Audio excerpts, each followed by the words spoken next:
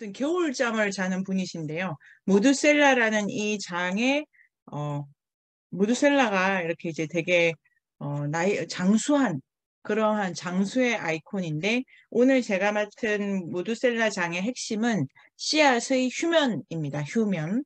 그러니까 동물로 치면은 동면에 해당하는 건데 씨앗도 이제 비슷하게 하는데 동물이랑은 컨셉이 조금 다른가 봐요. 근데 기본적으로 동물은 뭐 다시 태어나고 이런 건 아닐 테니까요. 그런데 이 대사량을 줄이는 거, 요런 방식으로 동물과 식물이 다 이렇게 휴면기를 갖는다라는 얘기를 하는 장이었고, 중간에 진짜 씨앗이 왜 그럼 휴면을 할 수 있는 거지?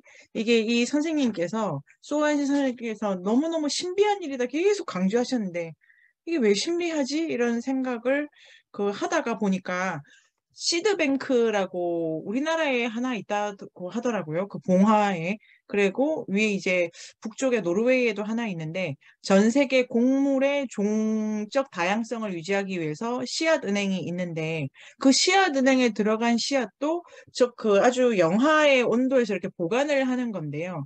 영하, 그다음에 건조 상태 보관하는 건데 또 만년 보관할 수 있는 게 아니라 20년 요 정도 되면 이제 또 그 종의 씨앗을 바꾸고 해야 된대요. 그리고 중간에 얘가 발화 가능한지 안 한지 보는 건데, 냉동인간 이런 거는 그러니까 아닌 거예요. 이게 계속 대사 조절을 그 씨앗이 하고 있기 때문에 자기가 조건에 맞춰서 태어날 수 있는 그 지성을 씨앗이 발휘하는 거고 환경 해석력인 것 같아요. 그래서 그 부분이 재미가 있고 씨앗은 동물은 주기를 그냥 타는데 씨앗은 얼마든지 더 많이 한다. 그래서 이제 이 책이 챕터가 처음에 마사다라는 곳이 있다고 합니다. 마사다는 이렇게 이제 여기가 이 이제 유대민족들이 그 로마 군대가 들어올 때 그걸 저항한 곳으로 유명한데요. 이 곳에 들어간 이제 로마의 군대가 여기 들어가서 모든 걸 다 박살내야지 하고 들어갔는데 가봤더니 이 사람들이 자기들이 침범당하는 게 싫어서 다 자살을 해버린 거죠. 동네 다 태우고 불타고. 그래가지고 이제 폐허가 된 도시여서 지금은 여기가 이렇게 그 성지인데 기독교 성지처럼 이렇게 되어 있는데요. 근데 이 마사다에서 이제 그 최근에 어떤 고고학자들이 뭐 유적을 찾는 와중에 보니까 동전하고 씨앗이 되게 많이 나왔대요. 근데 제가 이 동전 재밌었는데 동전이 곡물 모양을 이게 왜 동전인지 어떻게 알지? 지금 우리 시대 사람들 이런 궁금함도 생겼고 동전인데 자세히 뭐 제가 뭐 보고 이런 건 아니겠는데요. 동전 이제 종류도 막 다양하고 도량도 쓰여 있고 하는 모양이에요. 근데 그중에 대추야자 쌤들 이거 좋아하십니까? 저는 그 터키에 뭐 하여튼 그 중동에서 선물 올 때 이거 한번 받아 먹어 본 적 있는데 옛날에 연구실에 있을 때 누가 이렇게 출장 갔다 오시면서 요거 사주시기도 해가지고 이거 팔지 않나요? 이렇게 생긴 거 맛있던데 달고 그 우리나라 보온 대추랑보다 좀 더 찐득하고 그러니까 보온 대추는 사과 식감 요거는 쫀득한 젤리풍 그런데 요게 이제 이 마사다에서 다 불태워진 거기에서 남은 씨앗 중에 최근에 현대에 와서 다시 심어 봐가지고 이제 씨앗을 키워냈는데 그게 마사다에서도 그 이전에 있었던 보관하던 씨앗이었던 거예요. 그래서 이게 이제 따지고 봤더니 엄청 오래된 거다. 그래가지고 씨앗이라는 게 몇천 년을 버틴단 말이야. 이래서 이제 사람들이 씨앗에 대해서 관심을 가졌다고 하고요. 제가 대추야자가 뭐냐 생겼더니 그 중동에 나는 모습은 이렇게 난다고 제가 이거 위키피디아 찾아가지고 한 건데요. 건조 지역에서 잘 자라고 키도 좀 크고 암구루 수구루가 있어서 마사다에서 이렇게 다시 싹을 틔운 거는 수구루에서 나온 거다. 그래서 그럼 암구루도 있고 그것도 틔워보자 그런 연구가 진행된다는 거를 쓰고 있었고요. 지금도 주식에 가까울 정도로 많이 먹는다. 그래서 뭐 그 성서의 종려나무도 바로 이거다. 대추 야자가 이제 수명이 되게 길다 이 씨앗이. 그 다음에 이제 이 책이 수명이 긴 애들 중에 몇 개를 소개하고 있는데요. 뭐 그거 중에 이제 제가 뭐 위키피디아나 이걸 더 찾아보면 극지방 같은 경우에 있는 거기가 이제 그 온도가 아주 낮으니까요. 건조하고 수분이 그 얼음 형태로 되어 있다 보니까 건조하기도 하고 추워가지고 씨앗이 되게 오래 보존된다. 그 다음에 영국 같은 경우에도 보통 300년은 그냥 간다 이렇게 하더라고요. 그래서 공주에 기현쌤 가보셨어요? 공주가 아니고 부여의 국남지? 부여에 그 연꽃밭이 있고 거기가 드라마 촬영도 되게 많이 하는데 그 입구에 일본의 어떤 누군가가 뭐 몇백 년 된 연꽃 씨앗을 피운 것을 뭐 공주에도 여기서 뭐 한다 그런 비슷한 걸로 했다 해가지고 그렇게 최근에도 연꽃이라든지 극지방에 있는 씨앗을 이렇게 다시 키워내는 거를 많이 하기도 하고요. 그래서 그러면 씨앗은 어떻게 그렇게 오래 잘 생명이 유지할 수 있나? 그래서 씨앗의 휴면입니다. 식물 발화의 세 요소는 물, 산소, 온도. 그리고 가을에 열매가 이렇게 나와서 그 안에 이제 씨앗이 있지 않습니까? 근데 바로 이렇게 딱 피우지 않는 거는 피워도 겨울이 되는 게 일조량도 있고 건조해지기 때문에 피워도 키울 그 자신이 없는 조건에서 그러면 이제 이 싹이 안 트는 방향으로 이 씨앗 안에 이렇게 조절이 들어간다는 거죠. 그래서 근데 이게 주로 건조지방, 극지방 이런 데에 있는 씨앗이 이제 휴면 단계에 들어가는 거고 열대에서는 언제나 나면 막 쑥 자랄 수 있으니까 건조 기능에 맞춰서 휴면하는 애들은 열대는 거의 없다고 하더라고요. 일단 많이 낳고 많이 퍼뜨리는 게 그 다음을 보존하는 게 중요하다. 이거는 나기가 어렵다. 그런데 이제 일단 나오면 속도 이제 그 환경에 계속 맞춰내야 되니까 그래서 나오기 전에 조절한다. 그래서 씨앗이 환경을 읽고 있다. 그리고 가사 상태가 아니다. 계속 조절을 해나간다. 이런 게 재밌었습니다. 그래서 휴면을 하는 이유가 이제 종자가 미성숙했기 때문에 기다리는 경우도 있고 여기 뭐 식물이 뭐 많더라고요. 제가 이제 다 몰랐는데 모르겠는데 그 다음에 껍질이 너무 견고해가지고 이렇게 이제 그 중에 하나가 나팔꽃이래요. 나팔꽃이 이제 껍질이 너무 두꺼워가지고 얘가 물을 많이 먹는 그 조건까지를 또 기다리게 되어 있다고 하더라고요.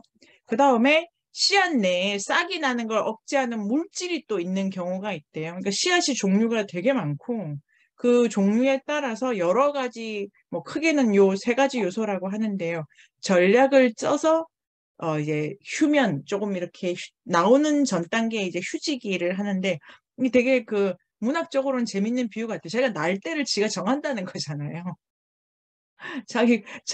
자연 종조 이제 생각해 보니까 그 자식인 우리는 태어날 때를 정하진 않았는데 그리고 때 맞춰는 그냥 나와야 되지 않습니까?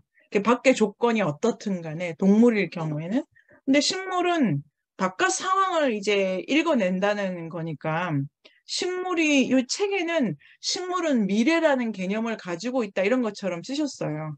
근데 제가 진짜 그러네. 땅 밑에 있는데 미래를 읽고 있고 동물은 이제 그런 능력은 일단 나와야 되고 그래서 아우 똑똑하다 막 이런 생각도 하고요. 제가 또 재밌는 게 요 아까 세 가지 조건이 있었잖아요. 물, 산소, 온도. 그래가지고 이제 이 세 개 중에 하나만 안 맞아도 휴면이 들어간대요. 그런데 이제 일단 나왔어. 근데 나와봤더니 또 안 맞아 그러면 봐라 했는데 다시 자는 애들이 있대요. 그런 비유로 2차 휴면, 강제 휴면 이런 이제 종류가 막 나오기도 했는데 식물 이름 제가 더 못 찾아가지고 그러니까 조금 나와서 더 안 가는 거죠. 그 자체 멈춘다. 이게 그냥 소설적 비유로 너무 재밌었습니다. 그 다음에 이제 식물의 휴면일 경우에 이제 씨앗 말고 식물 있지 않습니까? 식물. 그러니까 식물도 보면 겨울에 잎을 다 떨어뜨리는 거니까요. 뭐 그런가 보다 가을에 이제 굴러다니는 단풍 그렇게 생각했는데 식물일 경우에도 그 겨울은 휴면기라고 할 수 있는데 낙엽을 다 떨어뜨려 가지고 이렇게 뭐 대사를 덜 하게 하는 거고 그다음에 단풍으로 아예 밑에 다 떨어져서 뭐 그 에너지를 또 조금 보존하기도 하고 그리고 혹한의 툰드라 같은 경우에는 이 식물 안에 있는 포도당 그러니까 이게 왜 겨울에 자동차 부동액 필요한 것처럼 이게 안 얼어야 되기 때문에 포도당을 전분 형태로 바꾸게 되면 식물에 있는 몇 개 수분이 포도당에 엉겨 붙어가지고 완전히 얼지 않게 된대요. 그래서 식물이 겨울에 이렇게 자는 어떤 여러 가지 장치를 쓴 다음, 그 다음에 식물이 동물보다 수명이 이렇게 더 긴데, 그건 휴면기를 잘 조정하기 때문이다. 이런 것 같고요. 그 이유가 동물에게는 없는 세포벽 때문이다. 요거 이제 또 재밌었습니다. 동물은 세포막이 있고 식물은 세포벽이 있어서 조금 더 잘 막아낸다. 그래서 이제 식물의 휴면 요걸 그냥 또 다 위키피디아의 도움을 받은 건데요. 요런 막 벽이 이렇게 동물 세포의 막보다는 한 단계 더 들어가는데 이게 비교적 큰 물질이 투과하지 못하고 이러니까 좀 더 이렇게 수분이라든지 이게 여기 안에 작용을 덜 미치도록 할 수 있다.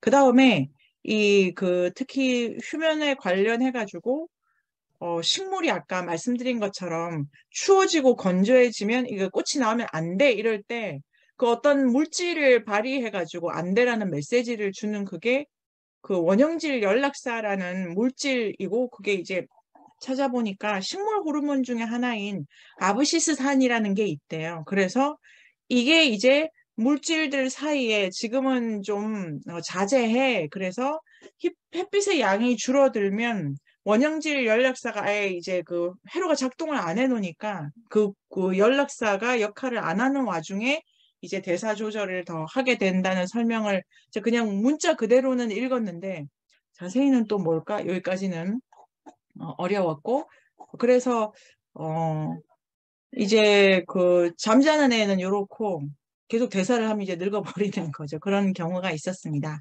그 다음에 제가 요까지가 이제 책에 있었던 거고 읽고 찾다가 아니 동물도 자잖아? 그래가지고 급히 요거는 뭐 벌써 끝났네요. 하루 종일 찾은 건데. 그런데 동물은 동면인데 용어도 다르고요. 동물은 이제 지방을 가지고 동면을 한다 그러더라고요. 동물 중에. 그래서 곰 이런 애들을 뭐 동면하지 않습니까? 근데 지방이 동물한테는 두 개 있는데 백색 지방 세포와 갈색 지방 세포가 있대요.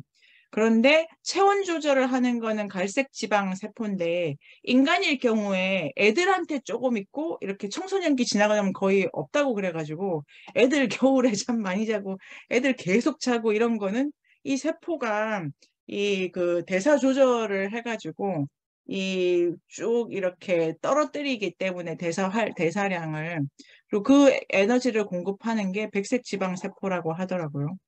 모습은 이렇게 되어 있는데요. 우리는 백색밖에 없으니까 이런 모양으로 지방세포가 되어 있고 이게 이제 에너지를 태우는 역할을 해가지고 하는 거고 왜 우리 좀 몸집이 있는 사람 아니 저렇게 살이 많은데 왜 추워? 제가 옛날에 많이 들었는데 넌 왜 춥냐? 막 이런 말을 많이 들었는데 아무 상관없다. 그게 이렇게 이 갈색 세포가 있어야 그게 이제 체온 조절을 해주는 거를 하는데 그래서 성인 어른은 이제 없다. 그 다음에 보통 겨울잠 자는 애들은 이 갈색 지방 세포가 되게 많이 있어가지고 춥고 그러면 안 돼, 지금 온도 조절을 해야 돼 이러면서 좀 움츠려들면서 여기서 이렇게 에너지 조절을 하는 모양이에요. 그래서 그런 얘기도 있었고요. 그래서 여기까지로 끝이고 이제 시드뱅크 얘기가 책에 조금 있었는데요. 그는 찾지를 못했네요. 씨앗을 그래서 보관을 하는 요즘의 이유는 기후변화와 이렇게 너무 작황 많이 들어가서 토종종이 단종되는 걸 우려해가지고 토종 씨앗을 이렇게 보관을 해서 아주 천천히 그러니까 삶의 속도를 자기가 조절하게끔 하는 게 있다. 이런 얘기까지로 7장에서는 그, 그 선생님께서 말씀하신 그 시드뱅크에 대해서 이제 설명하고 있는데요. 뭐 지금 나라별 시드뱅크도 나오기도 하고 이 씨앗에 근데 이제 결론은 씨앗을 이렇게 그 은행에 저장하고 있지만 결론이 되게 이들의 목적, 씨앗은행의 목적이 끝에 이제 그 책에 나올 때 되게 좀 뭐라고 할까? 좀 뭔가 아무튼 좀 감명받았다고 그래야 되나? 그런 느낌을 좀 받았어요. 7장은 이제 이 저자가 미국 콜로라도에 있는 이 국립유전자원 보존센터에 가게 되면서 어떤 이제 대화나 이런 것들이 이제 나오고 있는데요. 저 처음에는 생각해 보니까 그냥 이 씨앗은행을 생각할 때는 그냥 여기 많이 뭐 저장하고 있구나 이렇게만 생각했었는데 그 씨앗들이 생각해 보니까 그렇게 오랫동안 건조되어도 발화할 수 있는 건 사실 되게 신기한 건데 신기함을 느끼지 않았다는 저한테 너무 신기함을 느꼈어요. 그랬었고 여튼 이 씨앗 은행을 제가 이제 외관을 찾고 싶었는데 아주 외관은 못 찾겠더라고요. 그래서 어쨌든 이 실내에서 이 연구원이 찍은 이 사진을 퍼왔고요. 이 씨앗을 보관하는 조건은 온도와 습도 조절이 아주 중요한데 선생님께서 여기에서 이 저자도 쌀알에 대해서 이야기할 때 쌀알은 자연 속에서 3년에서 5년 정도의 생명을 유지하는데 이 씨앗 은행에서는 200년을 살 수 있다고 이야기하고요. 그리고 아까 선생님께서도 말씀하셨는데 달님께서 말씀하셨는데 이 사람들도 그 씨앗을 보관만 하고 있다고 해서 그것이 살아있다고 생각하는 것 같지는 않고 주기적으로 이렇게 실험을 하는 것 같았어요. 그리고 어쨌든 이 씨앗들이 어떻게 오래 살 수 있을까, 이 책에서는 씨앗은 마르면서 물질대사 활동이 서서히 느려지는데 이제 갖고 있던 수분이 없어지지만 다시 물을 부으면 세포가 활성화된다라고 이야기를 합니다. 그런데 이 건조화와 앞에서 말씀하신 휴면 상태를 가진 생물체들이 있는데 시몬키라는 새우를 이야기하는데 혹시 전 처음 봤는데 혹시 알고 계셨어요? 여기 다이소에서 팔더라고요. 이게 되게 신기했어요. 근데 이게 많이 알고 있는 건가 봐요, 사람들이. 다이소에서도 팔고 문구점에서도 팔고 그런 거더라고요. 네, 너무 신기했어요. 그러니까 가루를 그냥 뿌리는데 며칠 지나면 얘가 막 움직이고 돌아다녀요. 가루인데. 제가 이따 좀 이따가 보여드리겠습니다. 그리고 이 시몬키라는 새우가 역시 씨앗처럼 건조화되었는데 얘한테 물을 주면 얘가 살아나요. 이 말린 씨앗이랑 공통점을 갖고 있는 이 새우가 세포 안에 중요한 기능을 유리 같은 상태로 보존하고 있다고 전문가들은 그렇게 이야기를 하고 있고요. 백신에 대해서도 나오는데 냉장 시설이 부족한 곳에서 사용할 수 있는 백신을 만들 때 이 시몬키가 영감을 주었다고 홍역을 홍역의 백신을 개발하는 사람이 네네네 홍역 연구가가 이야기했다고 이 책에 나오고 있고요. 그리고 이제 건조한 기후에서 건조한 지역에서 수수가 이렇게 키가 커졌는데 이것들을 갈아서 가루로 만들거나 발효시켜서 맥주를 만들거나 팝콘 대용품으로 만들기도 한다고 책에서 나오고 있습니다. 씨앗 은행이 기후 변화나 변화의 시대에 대체할 작물을 제공하고 전쟁이나 자연재해로부터 농업을 보호한다고 하는데요. 이 씨앗 은행이 또 여기 책에서 거론되는 한 군데가 더 있는데 여기가 아마 세계에서 제일 큰 데 같아요. 스발바르 국제 종자 저장고, 뉴질랜드였던 거, 노르웨이령의 스피츠베르겐 섬, 여기에 있다고 합니다. 그리고 200만 개의 식물 씨앗이 있다고 이렇게 위키백과에서 나오는데 또 어디에 보면 이 개수가 조금씩 다르더라고요. 그러니까 아마 무슨 종들로 구분하는 것 같았어요. 근데 위키백과에서는 이렇게 나오고 있고요. 2008년 2월에 설립됐는데 입구는 되게 그렇게 안 커 보이는데 아마 이때 저장고가 굉장히 이제 큰 것 같아요. 얘가 작물 종자를 중심으로 이 은행이 유지되고 있고 지하 75m라고 이야기하고요. 연중 영하 18도를 유지하고 있는데 우리나라에도 아까 선생님께서 말씀하신 것처럼 시드볼트라는 종자 은행이 있는데 경북 봉화군에 위치해 있고 국립백두대간 수목원에 있다고 하더라고요. 그래서 언젠가 가보고 싶다. 우리 선생님 우리 여기 가봤으면 좋겠다라는 생각이 들었고 수목원에 2015년 2월에 설립됐는데 여기는 야생식물 종자를 중심으로 운영되고 있다고 하더라고요. 여기는 아까는 왜 75m였잖아요. 여기는 지하 46m인데 근데 입구는 이렇게 겉모습은 작지만 아마 제 영상에 보니까 안에는 또 막 진짜 큰 것 같더라고요. 영하 아까 말씀하셨던 것처럼 그 영하 20도를 유지하고 있다. 그 이런 시드볼트가 우리나라에서도 이게 세계에 이들이 그러니까 원래 그 종자은행이 전 세계에 1,700개 정도가 있다고 해요. 그런데 이 시드볼트라는 건 또 종자은행하고는 조금 다른 것 같아요. 이거는 2개 있다고 이 2개 있다고 작년 기사인가 거기에서 그렇게 나왔거든요. 시드볼트 2개 있다고. 그랬는데 여기 책에서 그 씨앗의 영웅에 대해서 이야기하고 있는데요. 씨앗의 영웅? 그 러시아 이 바빌로프라는 사람에 대해서 많은 그 식물학자들이 20세기의 가장 위대한 과학자라고 알려져 있는 사람인데요. 이 사람이 뭐 이 1920년에 심각한 그 대기근 이때 레닌이 1920년대 그 심각한 곡물 부족으로 레닌이 세운 그 연구소에 초대 소장을 했다고 해요.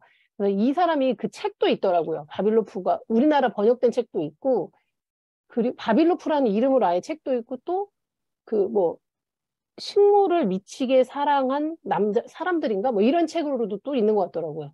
그게 책인지 아니면 그거를 뭐 이렇게 꾸미는 말이었는지 저는 잘 정확히 대충 봤지만 아무튼 이 바빌로프라는 사람이 굉장히 유명한 사람인 것 같은 게 그 러시아에 요 우표가 있는 거 보니까 굉장히 유명한 사람인 것 같아요.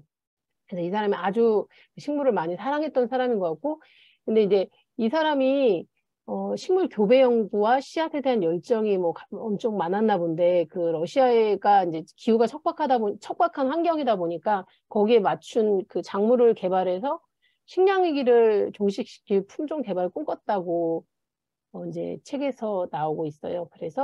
그런데 이 사람이 제가 이따 영상에서 나오는데요. 그 1932년 그 러시아 그 대기근 때 그 스탈린에 의해서 연구가 좌절이 되고 아마 제가 책에서 읽힌 거로는 스탈린이 다른 계파들의 이야기를 듣느라고 아마 이 사람의 연구가 좌절이 되고 그리고 또 그 어떤 그 모함 아니면 뭐 그래서 이 사람이 간첩 혐의 이렇게 돼서 투옥이 됐다고 이야기가 나오더라고요. 그래서 이 사람이 기아로 죽었다고 하더라고요. 네, 그것을 연구했던 사람인데 그래서 좀 아이러니하다라는 생각도 들었고요. 그리고 그 책에서 몇 가지의 그 씨앗의 전쟁에 대해서 또 언급이 되고 있는데요. 이제 몇 가지 정리해봤는데 그 종자은행이 이렇게 전쟁에 의해서 파괴된 기록을 살펴보니까 최근에 우크라이나에서도 하르키우라는 지역에 국립식물유전은행이 파괴됐다고 하는 사진을 찾아봤는데 거의 뭐 그냥 흔적이 아예 없어서 사진을 실지는 않았고요. 2012년에 시리아 알레포에 종자은행도 그렇고 2003년에 이라크 이것도 아마 책에 나왔던 것 같아요. 이 부분은 2002년에 아프가니스탄의 카불 종자은행도 그렇고 그러니까 전쟁으로 이렇게 씨앗 은행들이 파괴되었다라고 나오는데 이때 그 아까 바빌로프가 2차 세계대전에 이렇게 파괴됐다고 이야기가 되고 있습니다. 근데 이제 거의 이런 이야기들이 주로 있었고요. 근데 여기서 씨앗을 가장 잘 보존하는 방법이 175페이지에 이렇게 나오더라고요. 무엇보다 중요한 목표가 사람과 씨앗을 다시 연결시켜서 재배자와 농부들이 대대로 내려온 전통 씨앗을 수집하고 거래하고 보다 중요하게는 해마다 이 씨앗을 심도록 돕는 데 있다고 이야기가 나오더라고요. 그러니까 저는 막연하게 씨앗 은행이라는 것은 그냥 이 사람들이 그냥 이거를 유지하고 뭐 관리하고 연구하고 이렇게만 생각했는데 그게 아니라 그 계속 재배를 위해서 노력하는 것이라고 그것을 보니까 되게 좀 감동스러웠던 것 같아요. 그리고 씨앗을 나누는 사람들에 대한 이야기가 나오는데요.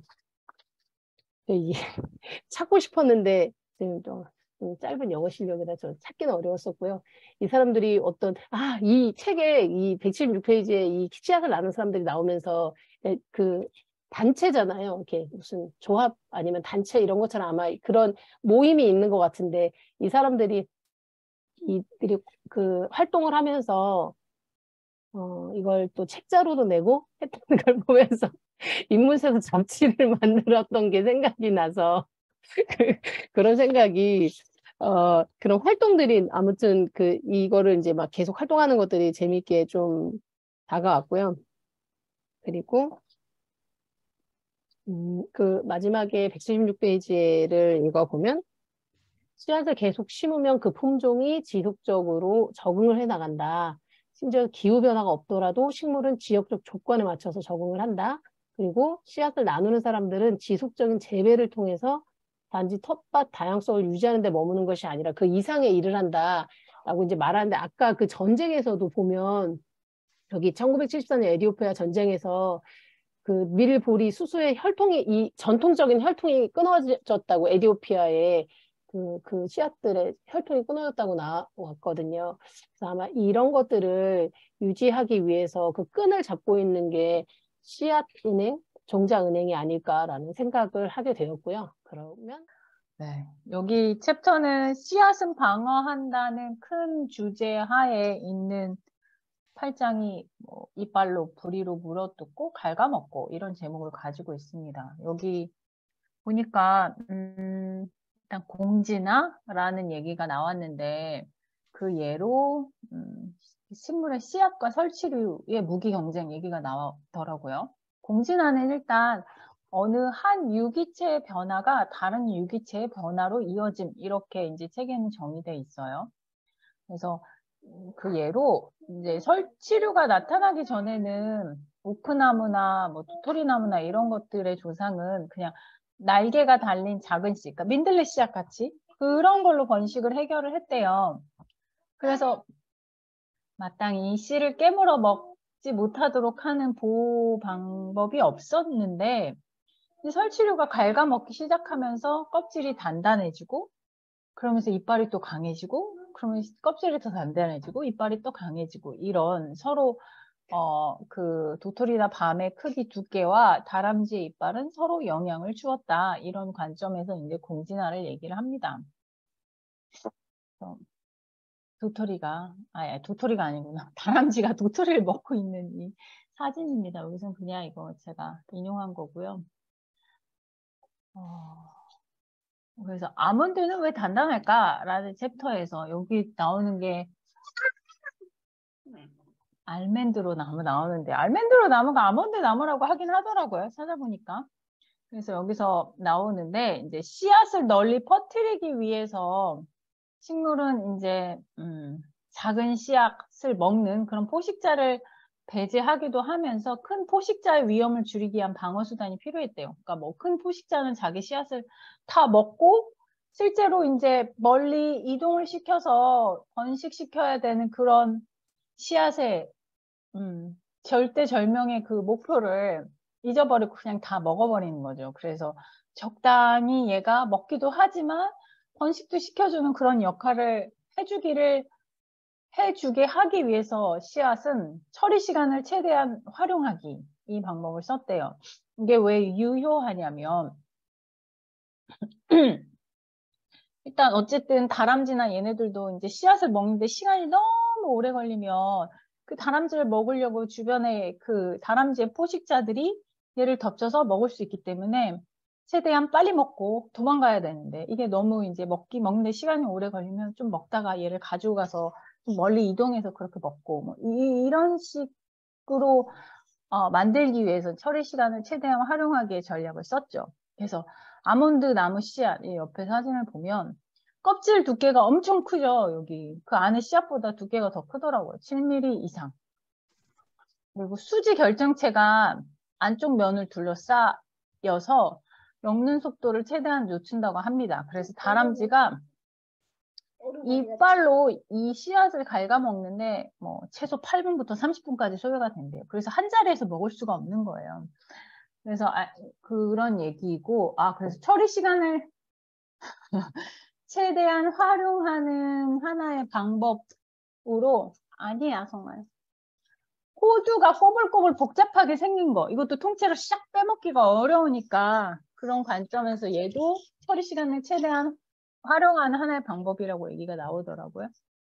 그다음에 알멘드로 나무는 어쨌든 나무는 열매를 먹는 동물들도 유인함과 동시에 아까 말씀드렸듯이 열매를 먹는 동물들을 잡아먹는 그 포식자들도 유인하기 때문에 설치류는 씨앗을 얼른 짓고 멀리 가서 먹고 서식지 곳곳에 이제 열매를 저장하기도 하고 동화책에서 보면 다람쥐가 얘를 이렇게 저장도 하지만 저장한 장소를 또 잊어먹기도 하고 그리고 죽고 그럼 거기서 이제 또 도토리 나무나 이제 참나무죠. 참나무가? 참나무가 자라기도 하죠. 참나무에서 도토리가 나온대요. 그래서 씨앗의 단단한 껍질이 분산 저장을 유도한다. 이런 얘기입니다. 여기는 핀치새의 부리이고 그래서 갈라파고스 섬에서 다인이 핀치새를 발견을 했는데 부리 모양이 막 이렇게 다 다르다고 하더라고요. 그래서 이거는 특정 열매를 먹는 습관에 따라 새의 부리 형상이 달라지는 등 진화에 영향을 준 예라고 합니다. 그래서 이렇게 근데 제가 막 동영상을 찾아봤는데 이게 초등학교 4학년 그 교과서에 나오는 얘기인가 봐요. 근데 적당히 설명해 주는 건 마땅히 없어서 뭐 동영상 못 찾았지만 어떤 데는 기다려봐.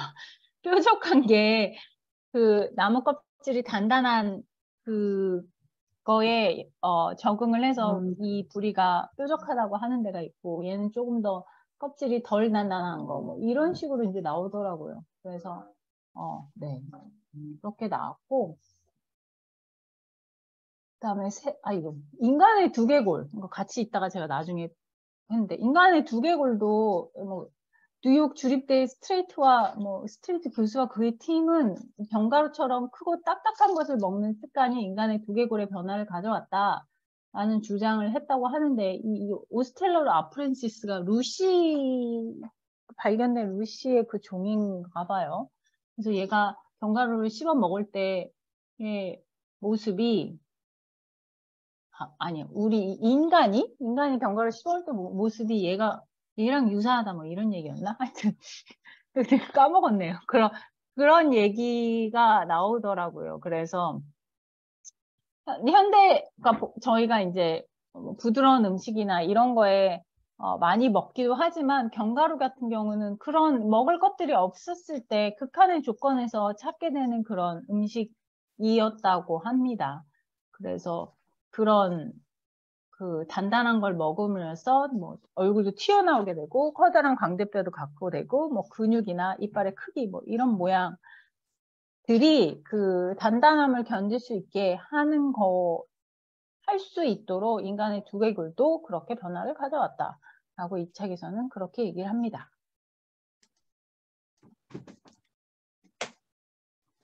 자, 오늘은 씨앗의 정리했죠. 두 번째 시간이고요. 지난번에 이어서 제 전체 큰 3장, 5장 씨앗은 견딘다와 씨앗은 방어한다로 하겠습니다. 그 중에서 제가 맡은 분야는 씨앗은 방어한다 부분의 제 9장 풍부한 맛이 되겠습니다.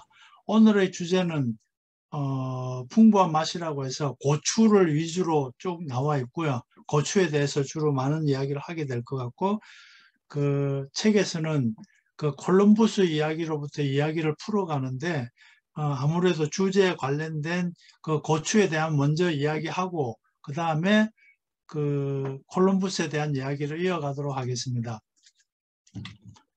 첫 번째 오늘 하는 주제는 고추, 즉 식물의 화학적 방어에 대해서 이야기합니다.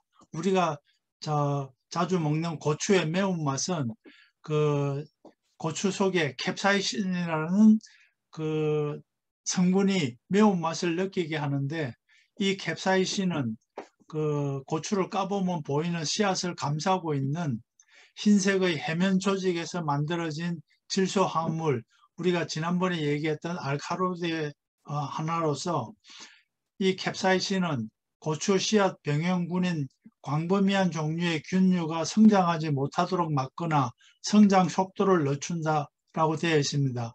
즉 다시 말해서 캡사이신은 고추의 화학적 방어 물질이 되겠습니다.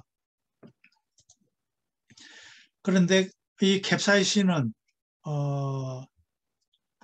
고추를 자주 먹는 조류와 포유류에 대해서 어떤 차별적인 반응을 합니다. 캡사이신은 균류 외에 매운맛으로 쥐, 생쥐, 들쥐, 패거리, 아구쥐 등의 포유류에도 효과가 있다. 즉 균류만 못 자라게 하는 게 아니라 포유류는 이 캡사이신이든 고추를 먹으면 매운맛을 느껴서 고추를 잘 안 먹게 되고, 대신에 열매를 씹어 먹는 포유류에는 포유를 막아주는 효과가 있지만 열매를 손상되지 않은 채 씨앗을 말은 배출하는 조류에게는 효과가 없다. 즉 조류는 고추의 매운맛을 느끼지 못하기 때문에 그 씨앗을 퍼뜨릴 수 있는 역할을 하는 조류는 많이 먹게 되어 있습니다. 단 한 가지 예외가 되어 있는데, 이 사진에 나오는 나무 두더지는 그 포유류임에도 불구하고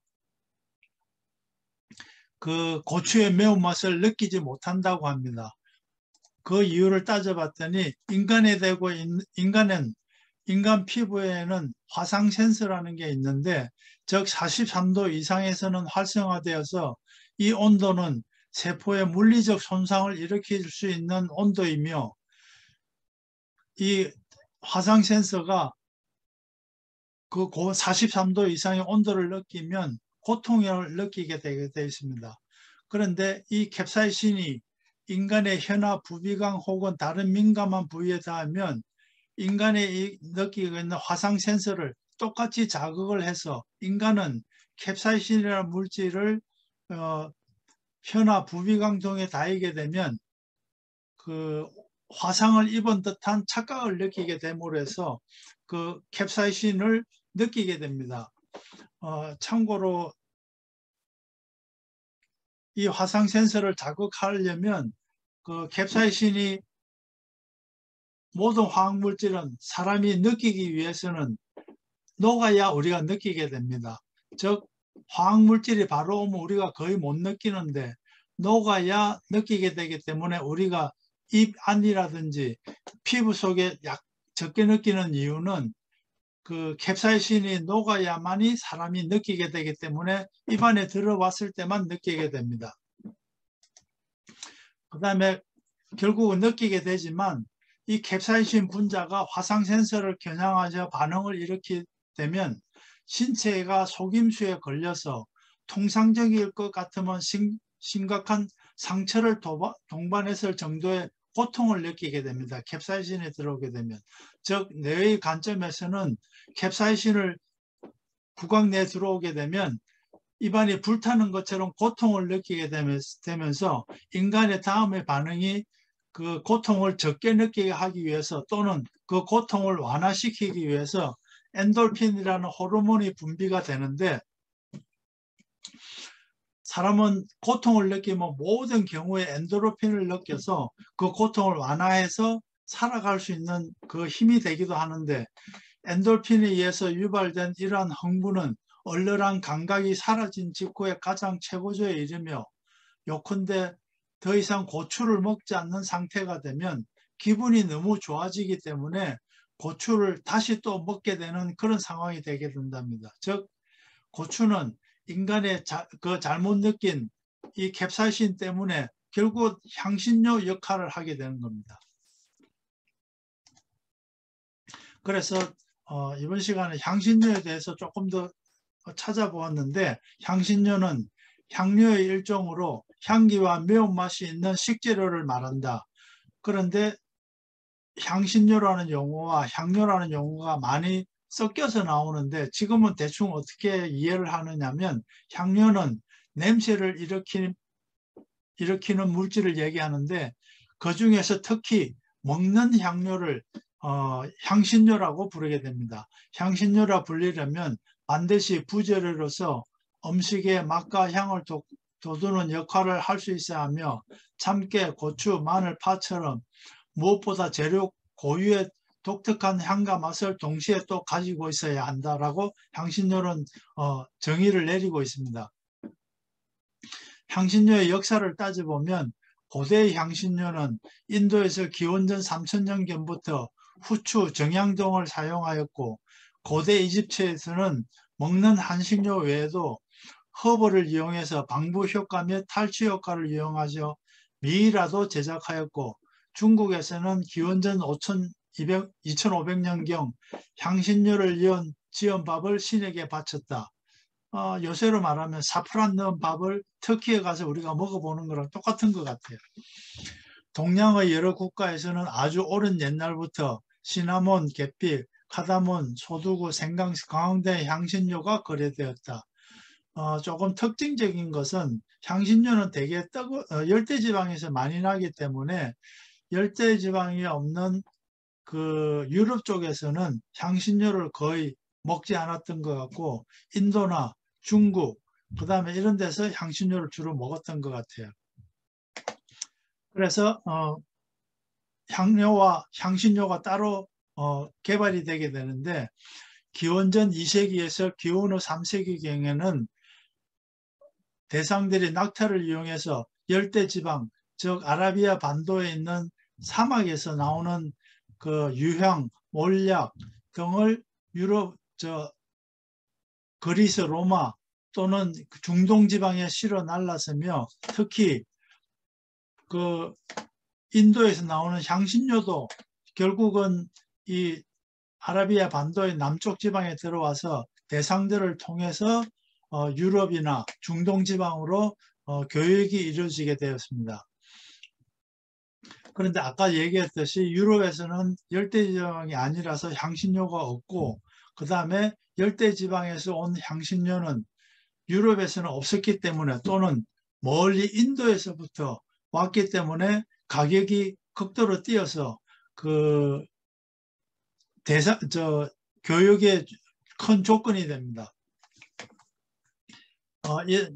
그 향료 중에 유약과 몰약은 같은 아라비아 반도 내에 있었기 때문에 우리 성경책에도 유약하고 몰약이 많이 나옵니다.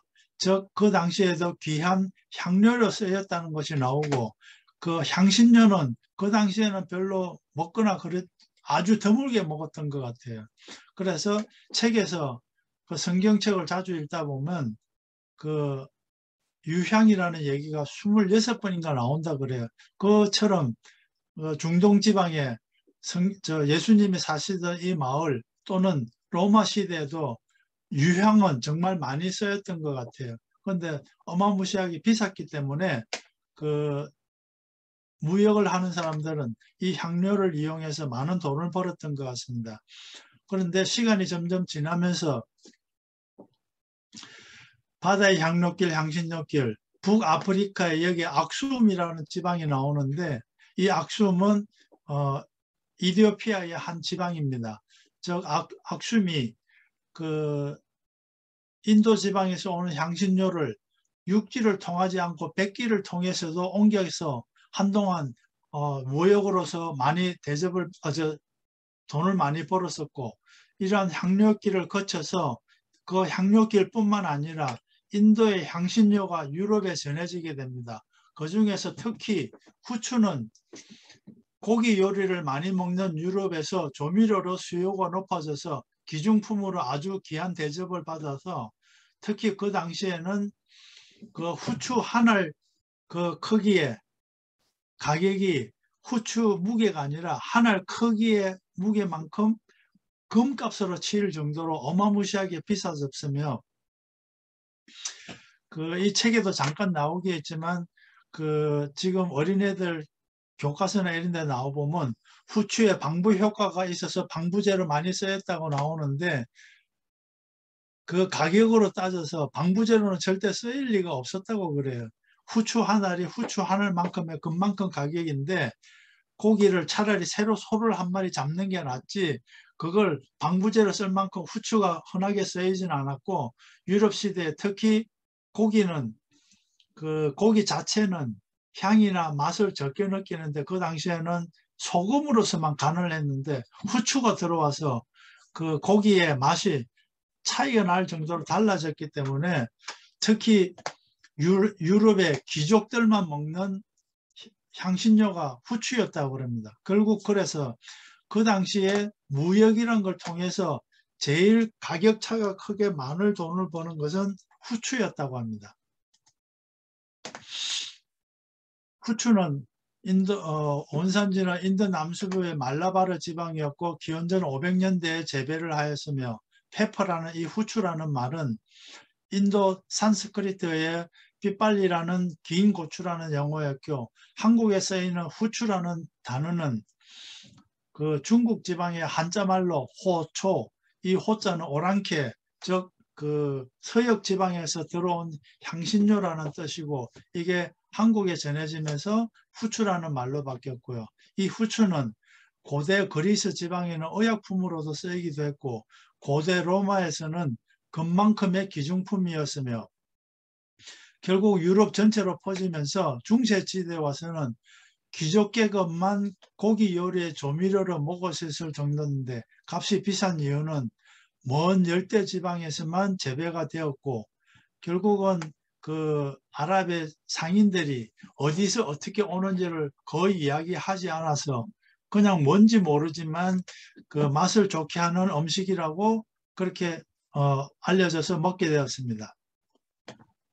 결국 이런 그 향료길을 통해서 향신료길로 바뀌어서 중세에는 향신료길이 7세기 중반 무렵 아랍권 국가가 이집트와 수에즈 지역을 잇는 교역로를 차단하자 앞센 왕국과 유럽, 인도는 점점점 유럽 무역권에서 멀어지고 중세에는 아랍 상인들이 이 향신료길을 중간을 차단해서 많은 돈을 벌게 되고 더 나아가서 동남아시아의 향신료 원산지를 발굴해서 무역까지 하였습니다. 향신료 원산지가 자바섬이 많이 유명해졌고요. 덕분에 자바섬에 8세기경에 샤일란드라 왕국이라든지 우리가 배우지 못했던 그 문화지대에 나와서 전 세계에서 제일 큰 불교 유적지가 자바섬의 족자카르타라는 도시에 나와서 어마무시하게 큰 그 불교 유적지가 있는데 석탑 문화, 거석 문화로 배경이 된 재원은 결국은 그 후추 수출로 벌어들은 돈으로 지은 불교 유적지가 되겠습니다. 이렇게 길게 역사를 이야기하는 이유는 그 콜럼부스가 어떻게 해서 떠나게 되었는지 또는 떠나서 왜 실패를 하고서 들어왔는지를 나오게 됩니다. 결국 1453년 오스만 제국이 아시아와 유럽의 무역을 차지하면서 많은 돈을 벌게 되니까 유럽은 이제 오스만 제국을 통하지 않고 어떻게 그 인도로 가서 후추를 가져올까? 한 번 배를 타고 와서 죽기도 하지만 한 번만 인도에 갔다 와서 후추를 실어 나오기만 하면 몇 년 동안의 항해를 보상하고도 남을 만큼의 돈이 되기 때문에 어떻게 해서든 유럽에서는 인도로 가려고 했던 이유가 모든 걸 떠나서 후추를 실어 오기만 하면 다른 모든 것을 상쇄하는 무역 수단이 되었기 때문입니다. 그렇지만 아까 얘기한 대로 오스만 제국이 그 무역로를 차단하고 해서 돈을 많이 벌었기 때문에 대신에 이 오스만 제국을 통하지 않고 하는 신항로를 개척하기 위해서 드디어 대항해 시대가 이루어졌는데 그 중에 하나로서 그 제일 많이 나오는 게 아프리카를 거쳐서 돌아가서 무역을 해오는 게 어떨까 그렇게 많이 고민을 하게 되었습니다. 그 중에 하나로 출발점은 제일 1492년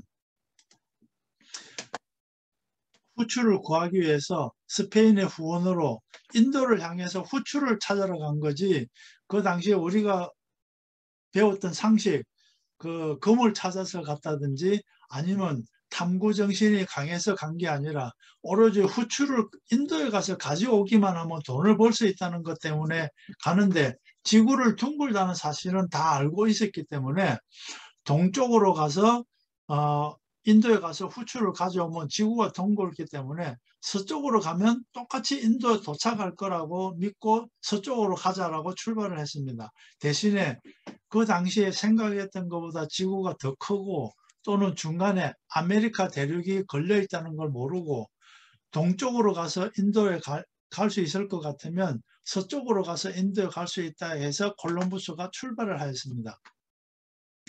근데 결론적으로는 그 후추를 가져오지 못하고 서인도 제도에 도착하여서 고추를 아까도 얘기했듯이 후추가 그 인도에서 나는 열매의 가른 거라는 것을 이해하지 못하고 결국은 서인도제도에 도착해서 아 이게 고추일까 저게 고추일까 고추나무라는 것을 알려지지 않았기 때문에 그 결국은 후추를 어떤 것일까 하다가 고추를 매운맛이 비슷하기 때문에 아 이것도 후추의 한 종류라고 생각해서 고추라는 것을 들고 유럽으로 건너갔습니다. 이렇게 해서 그 고추는 영어로는 칠리 페퍼라는 하는데 후추 페퍼의 한 종류라고 믿고 유럽에 잔뜩 수입해 갔었습니다.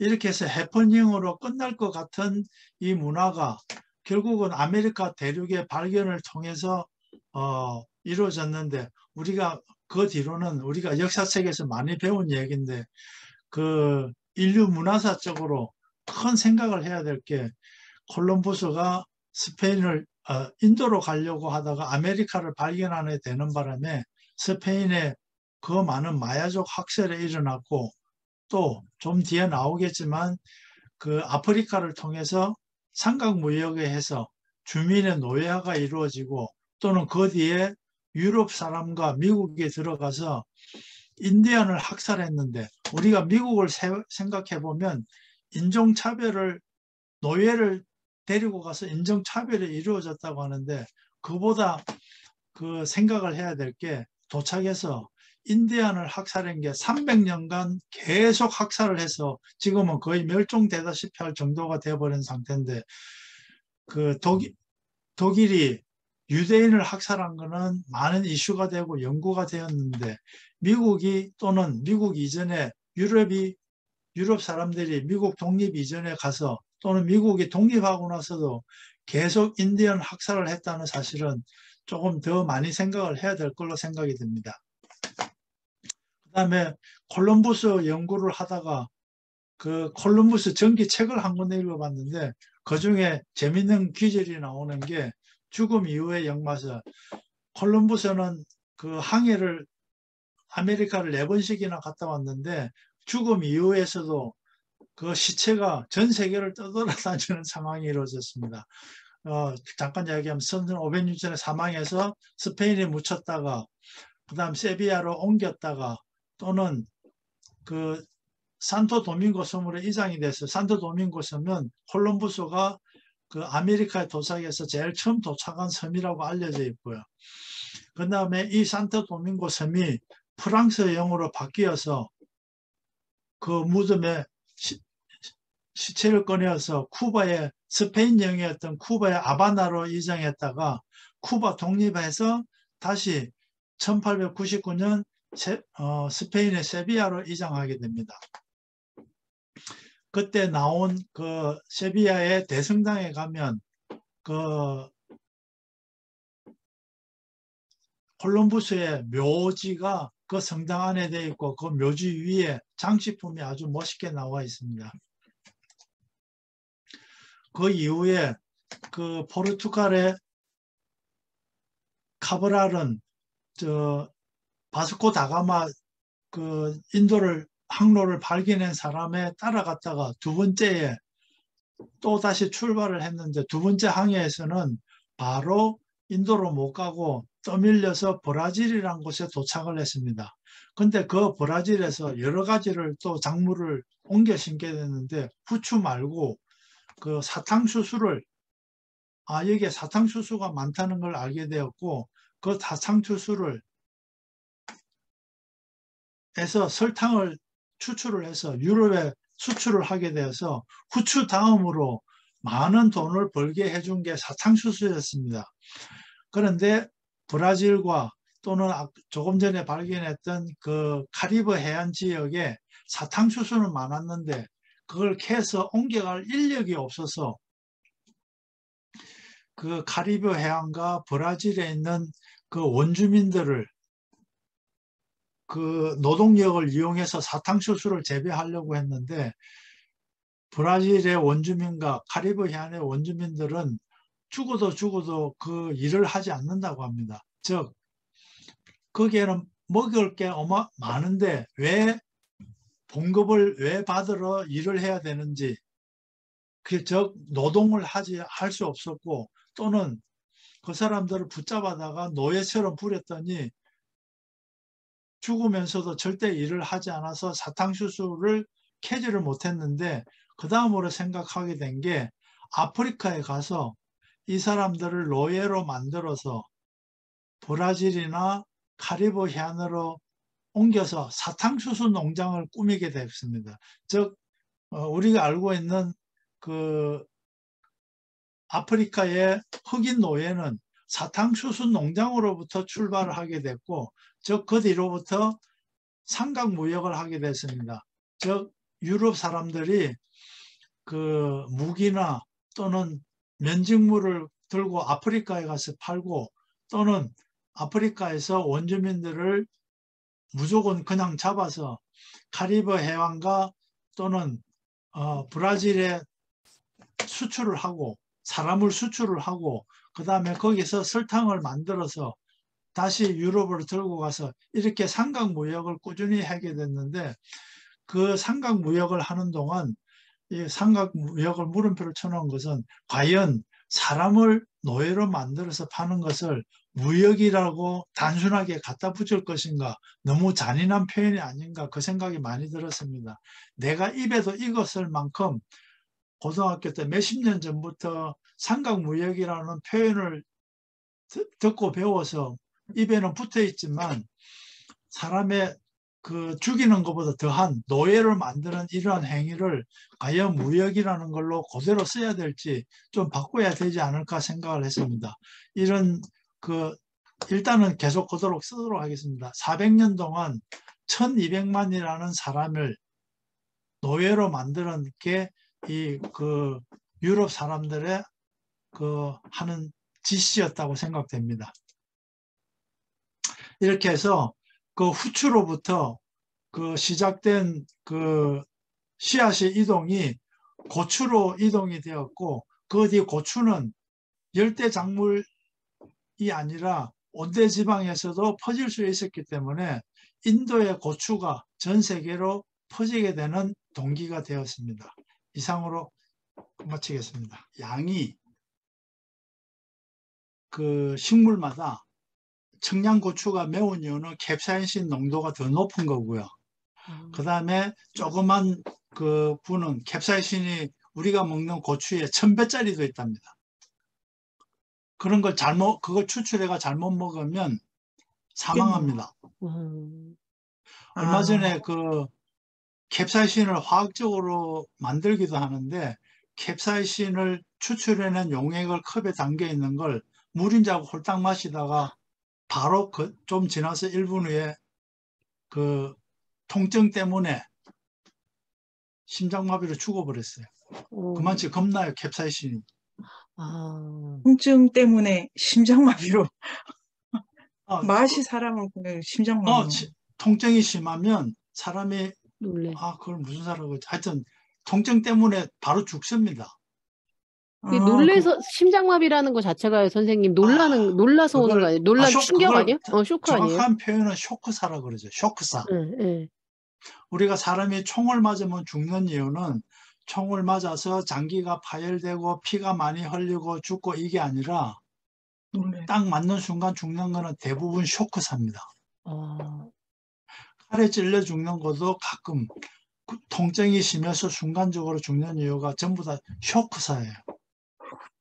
그래서 캡사이신도 마시면 뭐가 화학적으로 우리 몸이 돼서 죽는 게 아니라 고통이 너무 심해서 그 사람도 쇼크사로 죽은 거예요. 무섭네요. 너무 신기하고 그 아까 말씀하셨던 그 온도, 그러니까 우리가 이 피부가 43도에서 그 열을 감지한다는 말씀이셨던 거죠. 근데 예. 이 캡사이신이 그거랑 같이 화상. 그것처럼 그것처럼 작용한다고 하는 같은 너무 신기해요. 그 센서에 같은 작용을 해요. 너무 신기했습니다. 그게. 그리고 갑자기 떠오르는 건데 이것이 공진화가 아니면 뭐란 말인가? 아까 맞아요. 아니 그러니까 그 원래는 그게 그 발달사는 그게 동물을 걸러가지고 얘는 많이 먹어도 되고 그러니까 이제 얘가 무리가 없으니까 많이 옮겨주는 거고 그래서 이제 맛을 발달했는데 거기다가 사람이 되게 다른 취미를 붙여가지고 그 후추가 더 많아지고 후추 찾다가 고추 찾게 되고 고추 찾다 사탕수수 찾게 되고 이게 그리고 참 그 인간도 놀라운데 왜 포기를 안 하지? 그 길이 아니 왜 그렇게 돌아가야 될 일인가? 그런데 공지나 해버려가지고 그 맛이 없으면 못 사는 종이 돼버렸나 보네요. 예, 후추가 없으면. 세상에 그게 공지나 고추와의 아, 공지나. 맛이라 그러니까 아까 그 슬라이드 하다가 정말 재밌는 부분 2장을 넘겨버렸어요. 뭐 다시 볼까요? 네, 화면 공유 조금만 할게요. 네네네네. 네.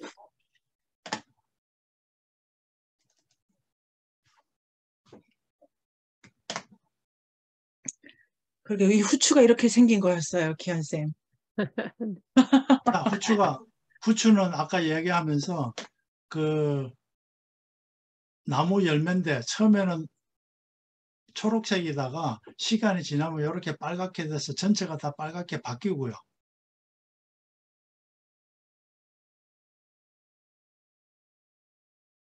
그 다음에 후추에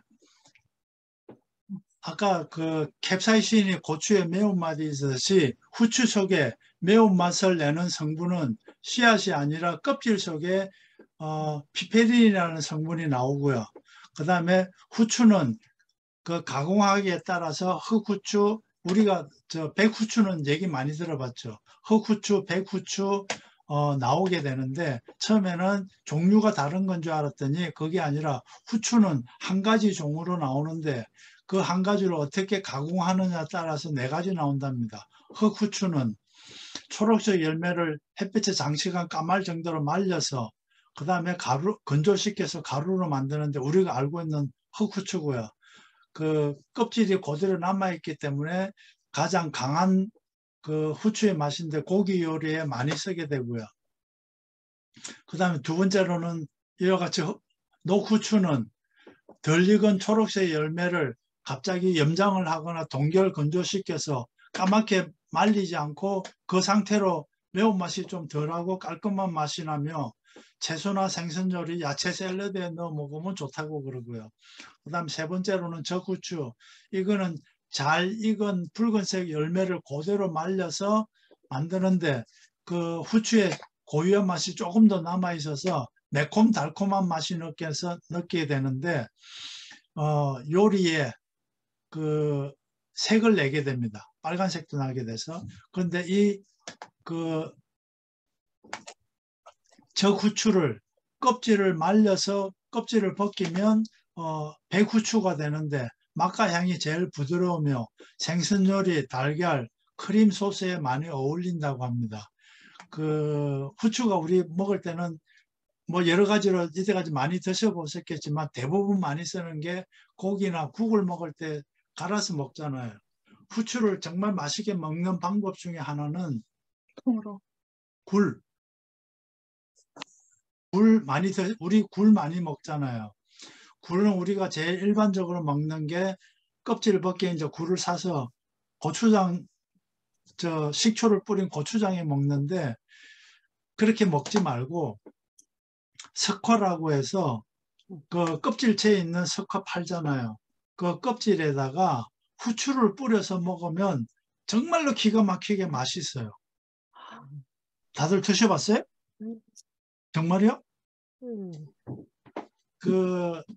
내가 처음 먹어본 게 저도 그렇게 먹는 거 몰랐는데 남아프리카에 여행을 갔는데 식당에 갔더니 석화라는 거 팔더라고요. 그래서 우리 한국에서 석화 우리 먹어봤지 하고 먹었는데 딱 주더니 석화 내놓고 후추만 딱 갖다 줘요. 그래서 야, 얘는 초장이 초장이 없네. 없는다라고 나오고 초장이 없어서 이렇게 먹는가 보다 하고 물어봤더니 웨이터한테 물어봤더니 후추를 갈아서 뿌려서 먹으래요. 그래서 그런가 보다 하고 후추를 뿌려 먹었더니 초장에 찍어 먹는 맛하고는 정말 비교가 안 되게 맛있어요. 우리 석공쌤 그 진화하셨어요. 거기 공진화 해버리셨어요. 거기. 내가 그거 가서 공진을 하고 나서 이제는 집에서 굴 먹으면 무조건 후추를 뿌려서 먹어요. 그래서 이번에 공부하면서 또 느낀 게 그 후추가 향이 약간 강하기 때문에 그 굴에 정말 비릿하면서도 그 향을 못 느낄 때가 많거든요. 맛이 좋긴 하지만 그래서 오늘 보고 느낀 게 백후추는 좀 흔하기도 하고 맛이 조금 부드럽기 때문에 생선이나 굴을 먹을 때 백후추를 뿌려서 먹으면 정말 맛있겠다고 생각하고 이번에 집에 그 생선이나 굴을 먹을 기회가 있으면 백후추를 깔아서 정말 먹어봐야지 하고 연구를 해놨습니다. 다음에 먹어보고 맛있으면 알려드리겠습니다. 굴은 전이죠. 이래가지고 기름에 이렇게 생각했더니 이 맛의 세계를 굴 전은 굴이 오래돼서 제일 맛이 없을 때 먹는 방법인데. 기름만. 너무 재밌네요. 그리고 그러고 보니까 그것도 놀라운데 그 총균세라는 그 책이 이제 재미있고 교과서 같은 책이어가지고 많이 읽히는데 거기에 식물을 농경 들어갔을 때 식물을 단종하지 않습니까? 인간에게 맞게. 근데 그게 네. 주로 아까 우리 시드뱅크 이것도 뱅크 거기도 그러니까 노르웨이에 있는 거는 야생종이 아니라고 하니까 아마 네. 작황 들어간 거겠죠? 작물 위주로 한다고. 그렇죠. 작물 위주인데 우리는 그럼 작물이 아닌 거고 그렇게 될 것 같고 그런데 작물 한 것 중에 밀보리 이래서 합쳐도 10개가 안 된다 이거에 후추 이런 향신료가 없었어요. 그 책에 향신료류가 그런데 아까 선생님 설명해 주신 거 보니까 3000년 전에도 썼고 고대 왕국에 다 향신료를 많이 썼다. 이러니까 그게 꼭 먹어야 되는 주식은 아니지만 그것도 많이 이렇게 인간 세계로 가공이 됐네요.